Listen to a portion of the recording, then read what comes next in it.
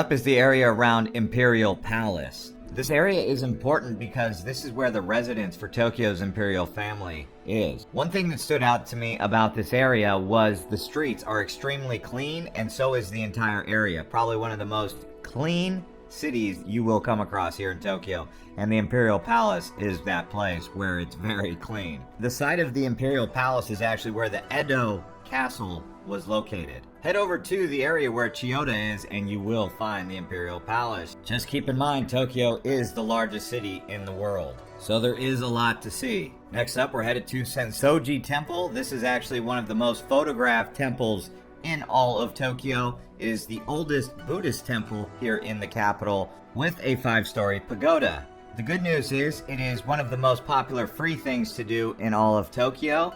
It is located in the city of Asakusa. As you can see, it gets very crowded here as we walk along the market area headed towards the temple. Once you get to the temple, you can burn incense and you can participate in other Buddhist rituals.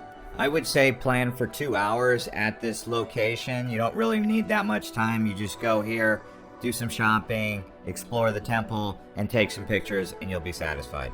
And here you can see they are burning the incense, and the reason you do that is to purify the body before visiting the temple. Next up, we're headed to one of the hip by this point because we're going to talk about Japanese food. That's going to include a lot of ramen, and in Tokyo, it's okay to slurp your noodles.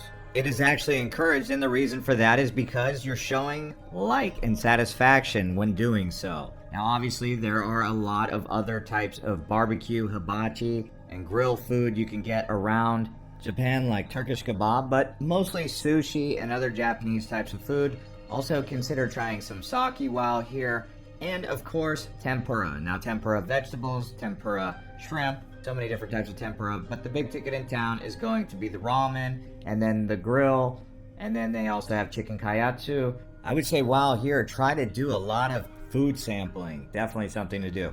Now we're going to go to a seafood market. This is a Japanese fish market. There are a couple. These are world renowned because of all of the fish they used to bring in. Nowadays, they don't have as much fish in the Pacific Ocean as they used to. So a lot of it is imported, but you will still see that one of the main markets is open, the Tsukuji market. The biggest one in Tokyo actually closed. This is the only one that's now open. You can find it on Google Maps. Next up, I will recommend going to the Tokyo National Museum. They also have the Natural Science Museum here of Tokyo. All of this is pretty much in the same area, very close nearby the Imperial Palace. So you can do museums and Imperial Palace in a day. That's how I would probably try and plan this. The Natural Science Museum is a great place for the kids. It's 1,000 yen for adults. Kids under 18 are free. Next up, we're headed to Ginza. Now, this is the most expensive neighborhood in all of Tokyo. When I was walking through here, I was amazed at how small and skinny the buildings are. They're like stacked one on top of each other. But it's a nice stroll if you wanted to go through a place where they have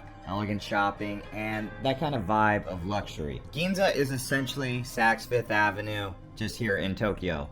You can also find fine jewelry, which used to be sold here in the 1930s at department stores, which ultimately led to this ultra-modern area known as Ginza District. And from here, you can easily take the Tokyo Metro just down the way a few kilometers to Shibuya. Now, in Shibuya, right when you get out of the train station, you will see Shibuya Crossing, which is actually the busiest crossing in the world. And there's a few reasons why it's the busiest. Number one is a lot of people work down here in Shibuya. Also, it's close proximity to Shibuya Station, which is the third busiest in Tokyo. But then there's also tourists who come down here to do shopping, which all contribute to the crowds. Next up, we're headed to Meiji Shrine. Now, this is another shrine complex. This one's a lot more peaceful and relaxing. You actually walk through a park to get to this shrine than some of the other ones that are in the city that have high crowds. This one's a little bit more spread out and relaxed. You can also do water rituals here, as you will see when you arrive.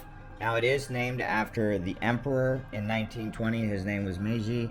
And that's what this place is, a dedication to that emperor of the 1920s, a prosperity era for Japan. Because he was considered a man of virtue as well as a great statesman who formed many alliances around the world.